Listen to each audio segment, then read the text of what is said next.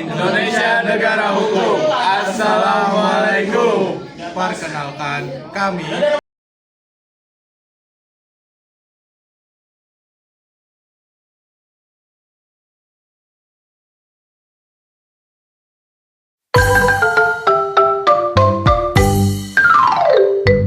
pengertian dan jenis bahan bakar.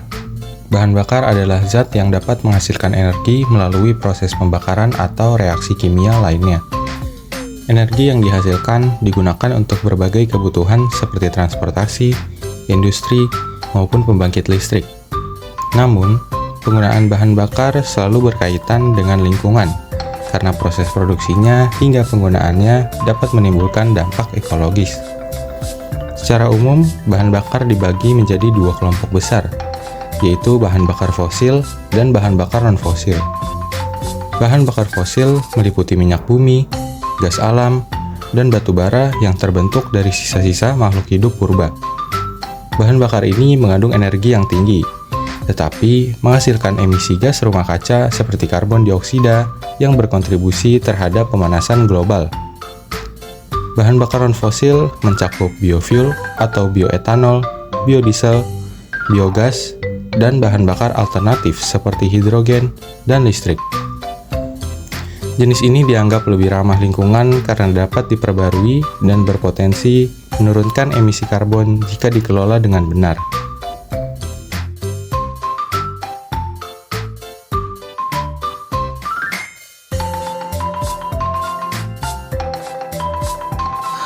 Dampak penggunaan bahan bakar terhadap lingkungan.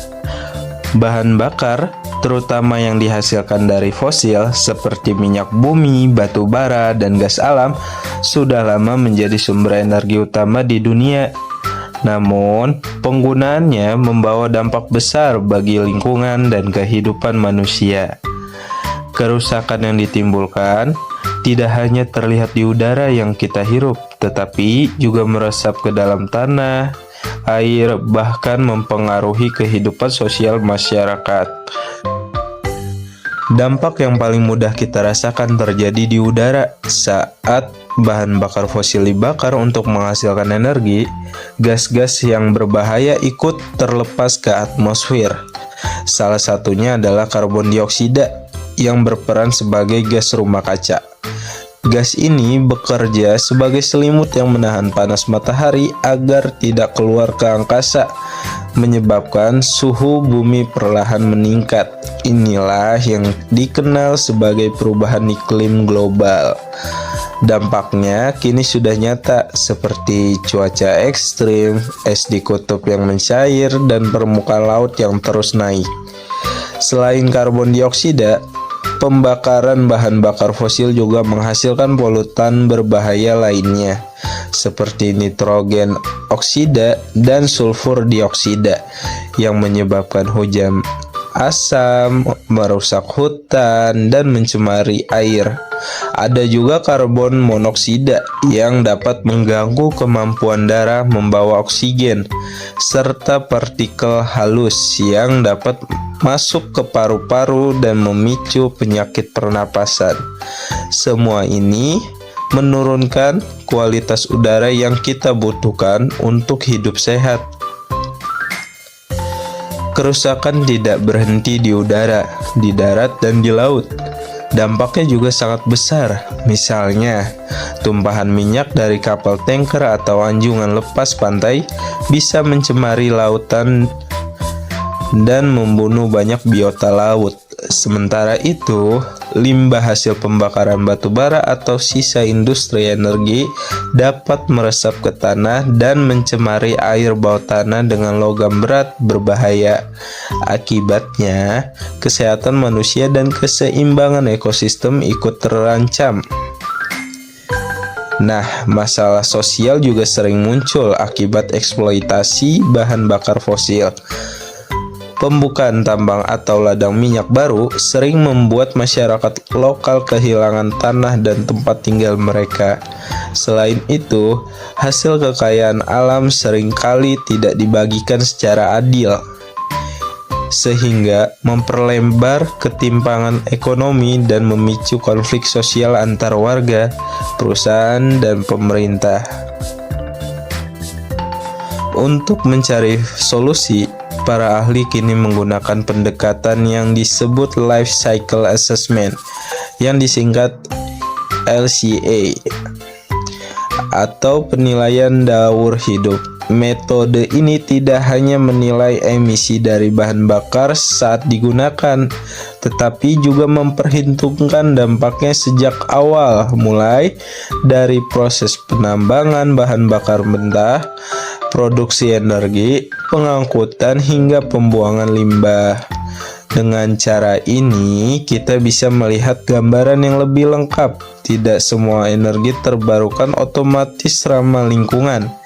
Misalnya, biofuel memang menghasilkan emisi lebih sedikit saat dibakar, tetapi saat produksinya menyebabkan penggundulan hutan, pemakaian pestisida berlebih, dan boros air. Dampaknya bisa lebih buruknya dengan bahan bakar fosil. Karena itu, demi menuju masa depan energi yang berkelanjutan, tidak cukup hanya mengganti sumber energi lama dengan yang baru. Kita perlu memahami seluruh rantai dampaknya, membuat keputusan yang bijak, dan memastikan bahwa solusi yang diambil benar-benar membawa manfaat bagi bumi dan manusia.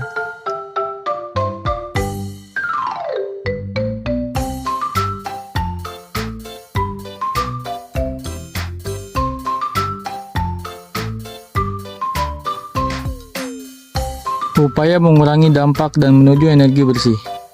Untuk mengurangi dampak negatif bahan bakar terhadap lingkungan, diperlukan berbagai langkah dan inovasi. Salah satunya adalah penggantian sumber energi dari bahan bakar fosil menuju energi terbarukan, seperti tenaga surya, angin, air, dan bioenergi yang dikelola secara berkelanjutan. Selain itu, peningkatan efisiensi energi juga menjadi hal penting. Misalnya melalui pengembangan mesin yang lebih hemat bahan bakar dan penerapan teknologi pengendali emisi seperti katalis dan filter partikulat. Di sisi kebijakan, pemerintah dapat mendorong transisi energi bersih dengan menerapkan standar emisi, subsidi energi terbarukan, dan pajak karbon bagi industri yang menghasilkan polusi tinggi. Masyarakat pun memiliki peran penting melalui perubahan perilaku konsumsi energi, seperti beralih ke transportasi umum, menggunakan kendaraan listrik, dan penghematan pemakaian energi di rumah.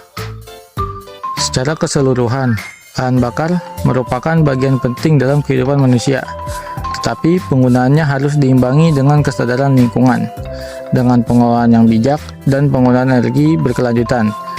Keseimbangan antara kebutuhan energi dan kelestarian lingkungan dapat tercapai. Inovasi dan tantangan dalam transisi energi bersih. Transisi menuju energi bersih tidak hanya membutuhkan perubahan teknologi, tetapi juga transformasi sosial, ekonomi, dan budaya.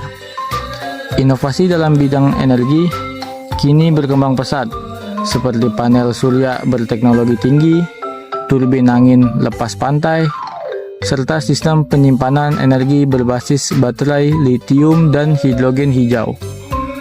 Teknologi ini memungkinkan produksi energi yang lebih stabil dan efisien tanpa ketergantungan pada bahan bakar fosil.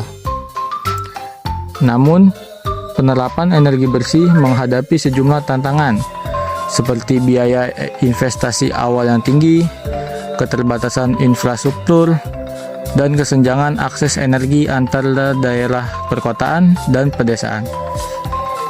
Oleh karena itu, diperlukan kolaborasi antara pemerintah, sektor swasta, akademisi, dan masyarakat dalam memperluas penelitian, pendanaan, serta pendidikan energi berkelanjutan.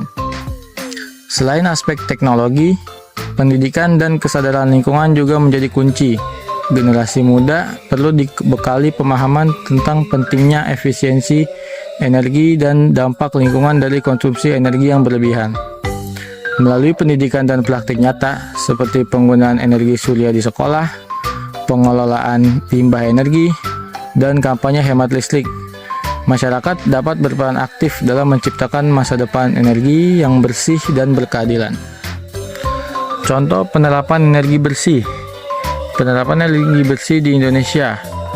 Indonesia memiliki potensi energi terbarukan yang sangat besar, seperti tenaga air, panas bumi, angin, surya, dan biomasa. Beberapa contoh penerapan nyatanya antara lain pembangkit listrik tenaga panas bumi, Wayang Windu di Jawa Barat, dan PLTP Kamojang di Garut menjadi contoh pemanfaatan energi geotermal yang ramah lingkungan.